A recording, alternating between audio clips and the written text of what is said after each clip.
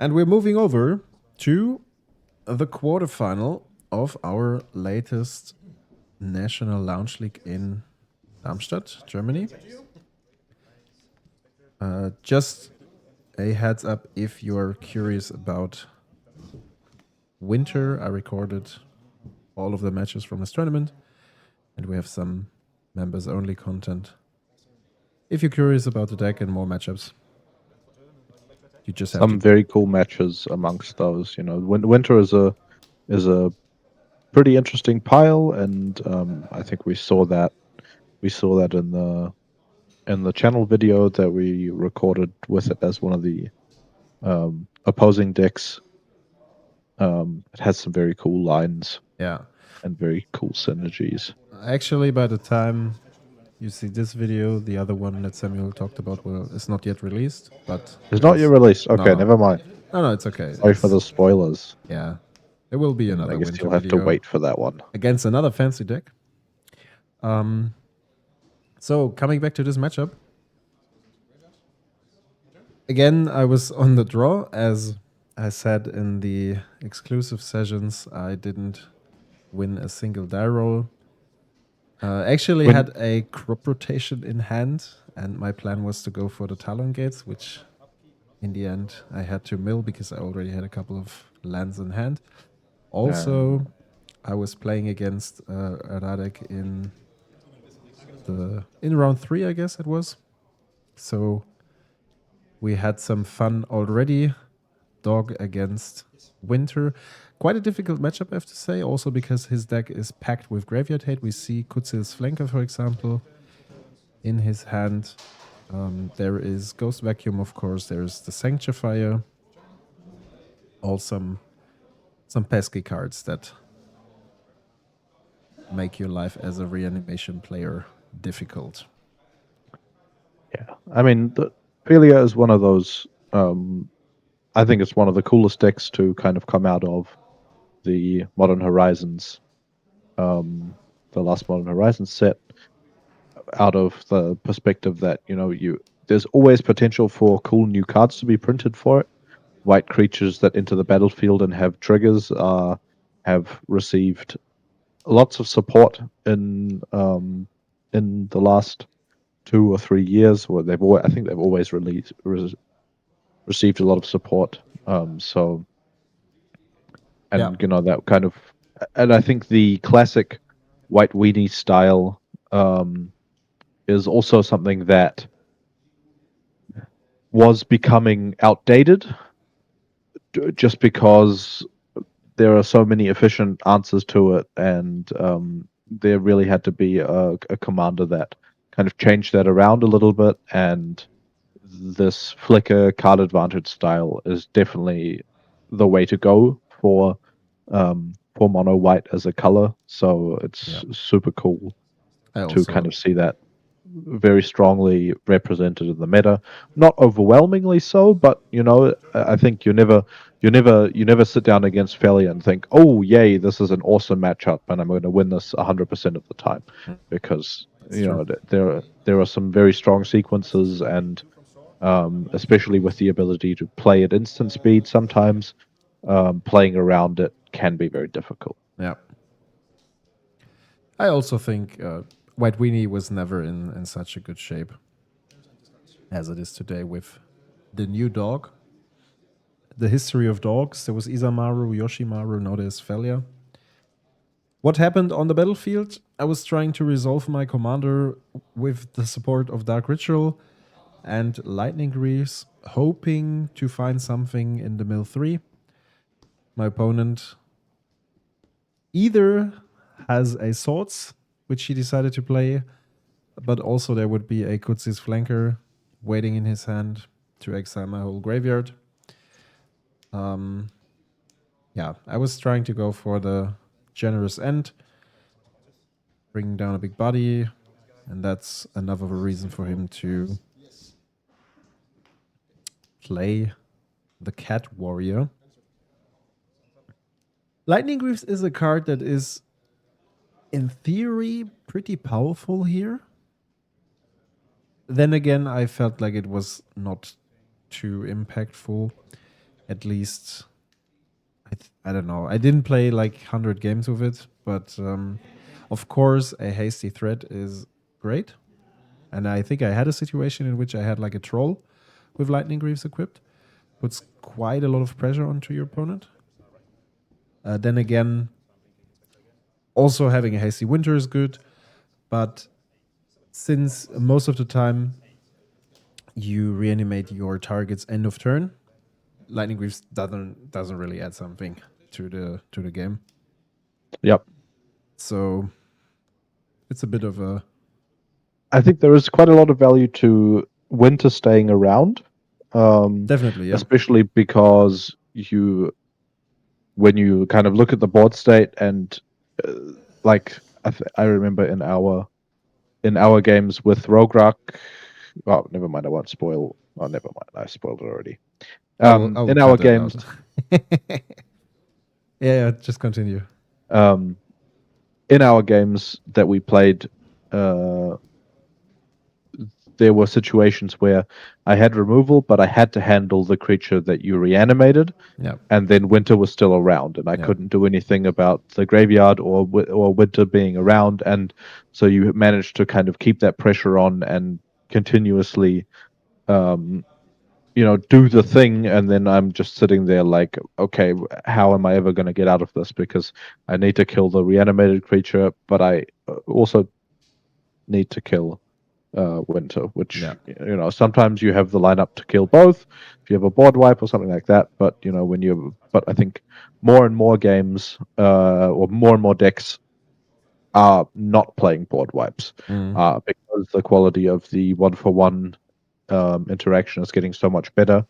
The amount of times that you need a board wipe is decreasing, I think. Yeah, that's true. So here I have a bit of an awkward mana situation.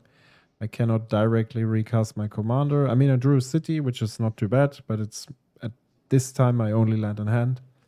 I decided to go for survival, pitching my fanatic, finding a bowmaster to get rid of the flanker at least.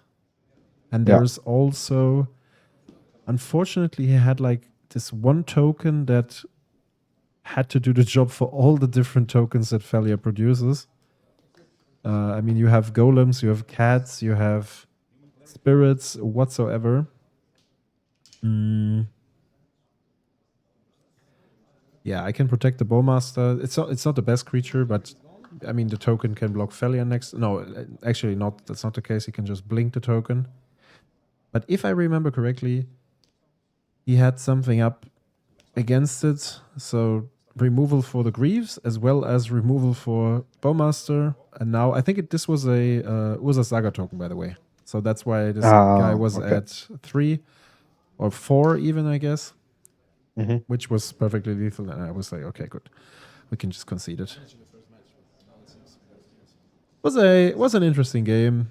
It was more like a game between friends, to be honest. We were both like, yeah, okay, we're in top 8, and the rest of the day it doesn't really matter. Let's just play our games. It was quite relaxed, and I also, like, my opponent made a couple of mistakes, and I was like, yeah, it's okay, just revert that, and we'll play it how it is. Kind of interesting anecdote to this tournament. you you had a very unusual score, and I think we're very surprised to be in top 8. Well, the judge explained it to me. Yeah, and it makes sense. Yeah, like I had. it does make. In the end, I was 3-0-3, and it's better than 4-2 because you didn't lose a single game. Yeah, and yeah, that's it. Yeah, but 3-3 is a very unusual score, and before the end of the tournament, like at the end of the tournament, you checked with me and were like, "How did you do?" And I was like, "I went pretty well." And then you were like, "Yeah, well, I don't think I'm." No, you didn't even consider being in top 8. I don't think. But I was happy because the deck was super fun to play.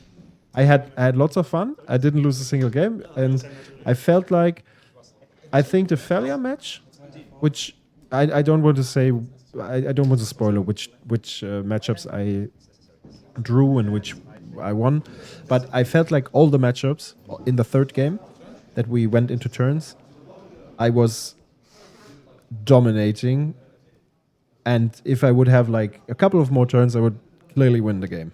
Like, so I had like a really positive feeling about the deck overall. It was very enjoyable. I rarely play Reanimator. I finally found something for myself that that felt good, and yeah, I was just happy with the result. I think it's not too bad, and then I was surprised because it was enough for top 8. Of course, I was happy. Yeah. So what do we have here? A classic one: Troll cycle turn 1 into animate dead turn 2. That's not too bad. Talking about early pressure, Yeah. my opponent finds a city on curve to play a parallax wave, which is quite unfortunate. Then again, it means that your troll is no longer tied to an enchantment That is true. once it comes back off the wave, Yeah. unless there's a containment priest on Yeah. his side as well. So the Grizzly salvage is not too crazy. I find Malevolent Rumble and 4 lands, it was, I guess. Something in that direction, I guess. No, it must be something else. No, it's Shifting Woodland. Yeah, I think that's about right.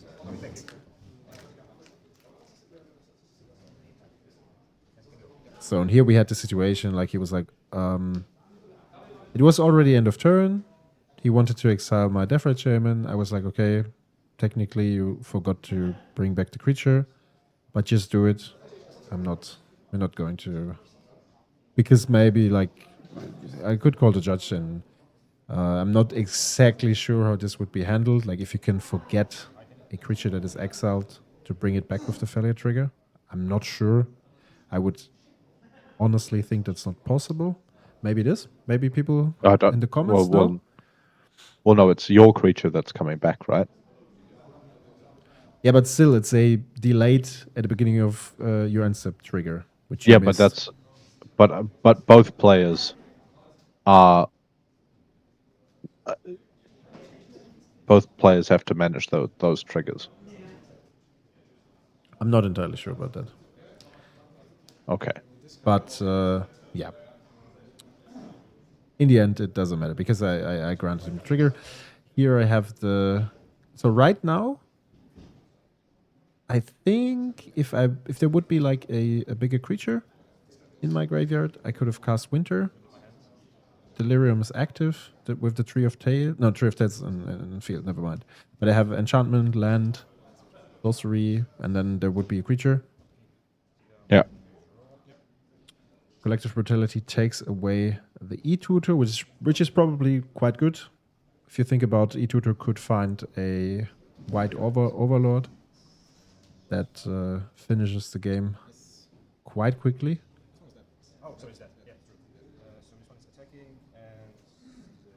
Mm-hmm. And here it was a bit like, yeah, but we both tired. I like the Czech guys are always coming over for the events, and they had like, I think he said in round 3 they had like 4 hours of sleep or something because they're always Yeah. drafting and drinking and blah blah blah, and they're just having fun. It's a nice weekend to them. Yeah. So of course some mistakes were made. Especially, After I a mean, couple this of is rounds. after 6 rounds of Magic Exactly. and not much sleep, and then you're sitting there. And I think there's also the kind of, at least I think I feel this when you like I played the final, and you're sitting there, and basically everyone else is sitting there, standing there, waiting for you to finish, and there's kind of a bit of a pressure to just A bit of a get it tension over in the with. air. Yeah. And like the first round is not as there's not as much tension in the first round of the top 8, because like there's an Atraxa playing somewhere else, and that like however long you're going to take for your match. Like my match took quite a while because my opponent was still a bit new and he was thinking all his lines through very carefully to make sure that he didn't miss anything. New to his deck, you mean? Rather new to his deck. New to his deck, yeah. And the format, and so I was kind of I played my game down and waited for a bit for my opponent to play his game, and then One crucial aspect here, I have to interrupt you, just that we catch up on that. So my opponent played the Reverent Mantra and flickered the Glimmer Lens, which was attached to PHELIA. It should actually, but I missed that in that very moment. It should actually detach because it's a white equipment. So there's also no drawing trigger from the Glimmer Lens. from the attack. Yeah, exactly. Yeah. Okay. I mean, we're playing a grindy game, and for now, my opponent has the lead. But also, like, drawing more cards is obviously very relevant if your board looks like this. He has a couple of creatures. It's not looking bad for him. But of And he's course, got the I want flanker to, again. Yeah. So in the end, it's not too relevant, this draw. But yeah, that was definitely a mistake. On my part, not much happening, to be fair. I drew more or less a decent card from top. And No delirium active. no delirium active. Fortunately. Yeah. But I think I found a toxic to deal with his board. And again, he was like somewhat forgetting to put a counter on PHELIA. No, I found a DT which finds a toxic. And then I was like, yeah, okay, like how do we handle this? And he was like, okay, no, I forgot it this time. No counter. And I was like, okay, of course, I take it because then I only have to pay 3 life for the toxic.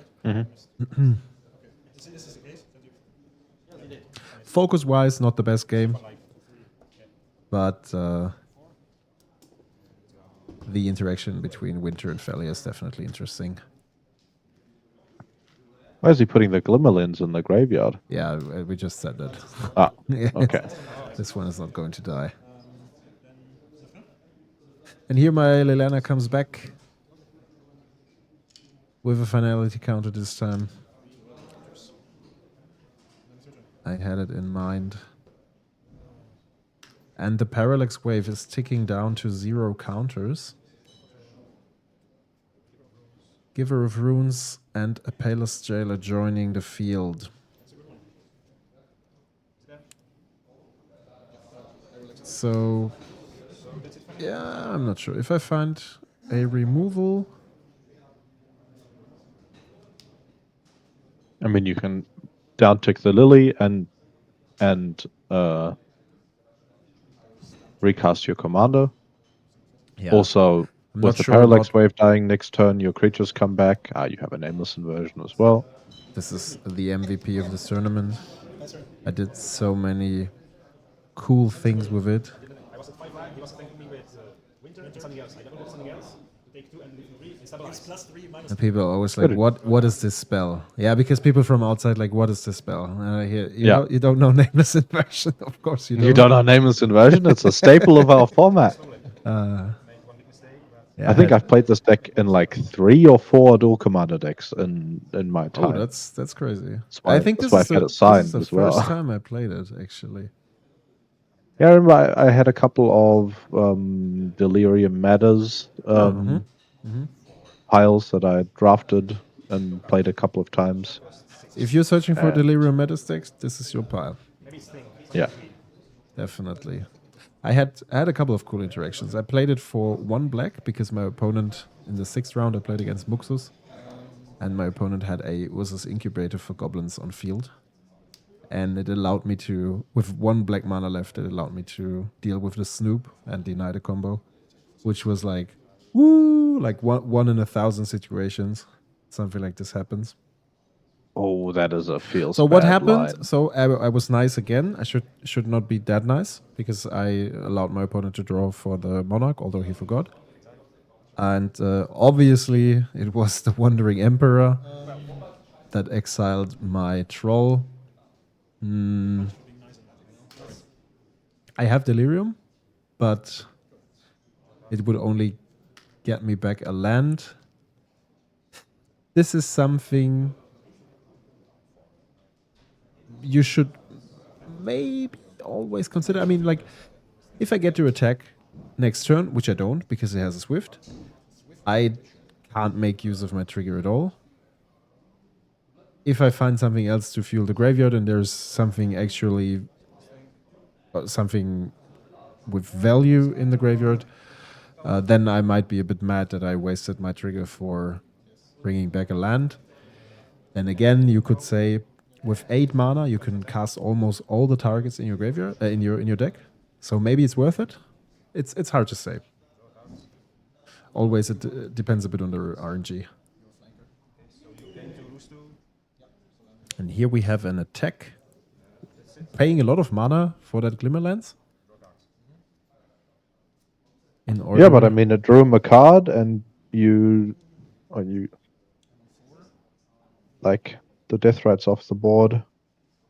yeah, You drew a 9/9 trample. yes, a new Altanak from Duskmorn. Whenever you target it with a spell or ability, your opponent, then you draw a card. And it discards itself by milling a land. And here, so I can crew my vehicle Winter, and I find an Ulamog, which is crazy good. Yeah. So it paid off not to make use of the trigger last turn. I can bring it back, and it enters with an amount of counters. 6, I'm guessing, from the troll. 6 from the troll, with the highest CMC of a creature or of a spell that's exiled, actually, in all the exiles. Also has Ward 2, sacrifice 2 permanents this way. So I'm at 4. And it has Annihilator X, where X is the number of +1/+1 counters on it. Exactly. And here my opponent So- makes a crucial mistake, which is a bit of a justice moment for me because I granted him so many triggers, but yeah, that was my decision. So he cast the Seasoned Dungeon here. And the Mutavault is a party creature. So it has unblockable due to the trigger. And now it has a counter already, so if you put another counter with the Wandering Emperor, I'm just dead. But instead he decided to say, okay, I go for combat. And the Explore trigger reveals a land, so I go down to 1. And then it's my turn. I think I can clear a couple of creatures. I mean, he's also at 10, right? He needs to sacrifice 6 permanents once I attack. The Dungeoneer is definitely not surviving as far as I know. Or you also have the trampling 9/9. I also have the trampling 9/9, So he needs the exactly. blocker, Yeah. and then, actually, you just have lethal if you attack with all your creatures, or downtick the lily. So I also downticked the lead. So I was trying to reduce the amount of blockers. I also have a Talon Gate, so okay, yeah. Well, that wins. Yeah. it's even more ways to get rid of creatures. What was the token on the board? There was a downtick token from the. Yeah, and I have an Emperor, and Emperor gets back the generous end, so I have lots of hasty damage. Yeah. That definitely wins me the game here. I mean, he could decide to. Yeah, there's a Mishra's Factory, but that's just too much damage. Yeah. And I have a food token. The food token could save me. Because he would definitely have to block here, but it's just too much damage. I mean, it's So with the explore attack on the turn earlier, he decided to go to game 3. he decided to hope for a spell on top. Yeah, exactly. Right? Yeah, exactly. But And you he know, would have like won. the safe line would be to activate the creature, not move to combat, put a counter with the Wandering Emperor onto the creature, and that would be 4 already. Yeah, exactly. So, but I'm guessing he missed that, right? Or did he? Yeah. Well, he moved to combat and he said like, can I go back to combat? I was like, no, because I granted to like a bunch of things and Yeah. now we just Yeah. play it out. Yeah. So like there even still was kind of a hope for him to still win even after you didn't grant him the trigger, and it just wasn't Yeah. in the cards. Was not to his favor, which gave the way for a third round, and I'm on the draw again. Sanctifier as a starting 2-drop is definitely a problem. Definitely This tough, yeah. is a creature that, I mean, most of your removal, if it isn't for toxic, is targeted. So and also black, so you can almost never target or get rid of the Sanctifier. In addition to Yeah. that, of course, you can go for some green reanimation cards or colorless ones, Ulamog, Titan, things like this. Both Titans, actually. And here I even find a green target with the Grizzly Salvage. It's the Altanak, which, yeah, might help me later on. I'm not sure. I think he had the cat again. This cat was really haunting me down because I think I had a reanimation spell here and he had the... It's so tough to fight through double graveyard hate. Yep. Already quite lucky that I find a green creature, but then if your opponent always has something available at instant speed, it's even more of a problem. Yeah, That was to me, when I'm playing graveyard decks, like I mean, I was playing a graveyard deck this event, but usually my kind of experience at bigger events when I play graveyard decks is, I'm surprised when the opponent doesn't have at least one graveyard hate piece, yeah. and those they fuck you up in whatever situation you're in, unless the opponent makes a big mistake. Um, and that sometimes happens if they're inexperienced or if you manage to like put some other form of clock in play. For example, if you manage to in Aminatu play a turn to Psychic Frog, then the opponent sometimes needs to tap out to deal with a Psychic Frog, and if you then discard a target and reanimate it the next turn, then you've managed to kind of have that tempo advantage. But with cards like Endurance, the green decks, all the green decks play Endurance, and they get to just keep a hand with Endurance and play the rest of the game on autopilot, basically. Yeah. And it only gets scary for them once the Aminatu deck gets in the range of hard casting their threats, which usually is going to take a while. Yeah. So I was trying to bring down Winter. Unfortunately, he has a Swords. Perfect lineup, 3 mana, Swords plus PHELIA. It's great. Now there's an Elite Spellbinder taxing my Bitter Triumph and also taxing my Sinister Concoction. That's, by the way, an enchantment card that is perfectly designed for Winter. Pay 1 life, discard a card, mill a card, and then you get to destroy a creature. Yeah, puts 3 cards in their graveyard. It does cost 2 cards in terms of card advantage, but it's those are not important cards most of the time. Or you discard and that's good for you. Let's be honest here. It's fucking hilarious that he has 2 times CMC 1 exile effect available, Path and Swords. You can debate about whether or not Path is a good removal, but in this situation, it's really good because both times I have Delirium active, I can get back my 9/9 Trample, which would grant me quite a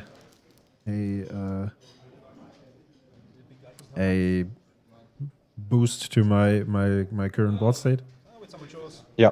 And yeah, unfortunately, he had Like the lineup is just perfect with Elite Spellbinder getting information, and then he still has something up in his sleeve in order to Yeah, deal with and that.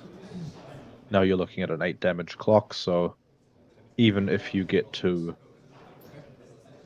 survive 2 more turns, make your land drops both turns, and hardcast the Valgaroth, that's still probably not going to be quite good enough. Yeah. I mean, I can for a cheap cost of 4 mana, I can cast my Bitter Triumph. To be fair, the Stitcher Supplier looks terrible here with the Sanctifier on board. Yeah. There's not much I can do, to be fair. That's why I also decided to just cast a Bitter Triumph, I think, by discarding the Stitcher to reduce the amount of creatures he has on field. I'm not super far away from hardcasting the Demon. But you're going to have to chump block PHELIA next turn. Exactly. That's So, a bummer. so Here's a cookbook. Yeah. but I mean, against the Sanctifier, all your best targets to reanimate are black, and Definitely. those are kind of the draws that you probably are going to need to win those kinds of games. Now there's even a Solitude on his side. So I did not remember correctly. There was no Cat Warrior this time, but the Sanctifier is enough. And in this case, it really was the double CMC1 interaction. Yeah. You can use this. I can't use this mana. Which also kind of allowed him to present a pretty fast clock. Absolutely, yeah. Now there's even more. There is Council's Judgment, another card that I can't tell. I mean, you are tapped out. There's not much to do. Ah, okay. I think I even went for a desperate move, discarding the Demon to get some life back by activating both. Yeah. Which also takes you off Delirium, which is painful. It does, but I'm not going to cast my commander next turn unless I find a city. And even if I'm left with Winter and I'm left with Altanak, which is not too crazy. I mean, worst case is I can still cast the Sinister Concoction and activate it to get rid of PHELIA. It's not crazy good. Still have to deal with the Sanctifier, but it's better than doing nothing. Yeah. And now I'm back on Delirium. Artifact and land entered the graveyard again. So maybe I find a Crystal Vein or a city to cheat back my commander. Because against... I mean, there is the Solitude in his hand, right? But it's not the most attractive removal as long as I'm on low HP and he doesn't want to waste it on a big target. At the same time, it also means even if I get to cast Winter a third time, he has another removal for Winter before I get to resolve my trigger. And then the Solitude is on board, and you get 2 life, but he's still attacking for 7. Exactly, yeah.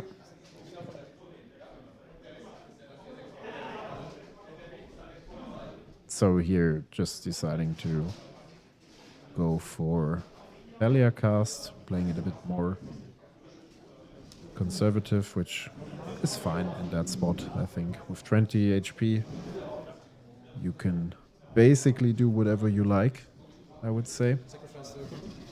I even decided to get back Altanak by sacrificing the cookbook. I was hoping to get back the land in graveyard and maybe get in a range to cast a big threat. Yeah. But or to recast your commander. The thing is, as long as my threat is not something like the demon, which has ward, it's quite hard, to be fair. Yeah. Because PHELIA just blinks it away and then it can attack.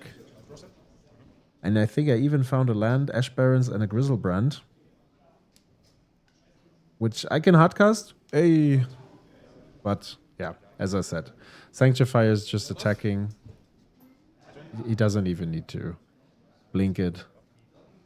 There's even a Council's Judgment. Yeah. At that point, you can try to hope for your opponent to make a mistake. But as I said again, I granted a couple of missed things, so I'm not going to wait for that. But yeah, Yeah. I think it was a cool match. Like the match itself is interesting. It definitely is. I think there's a kind of how do I say it? We don't When have we don't have that much time anymore. We don't have much time. Sorry, All bro. right. Thanks for watching, everyone. And see you in the next one. Bye bye.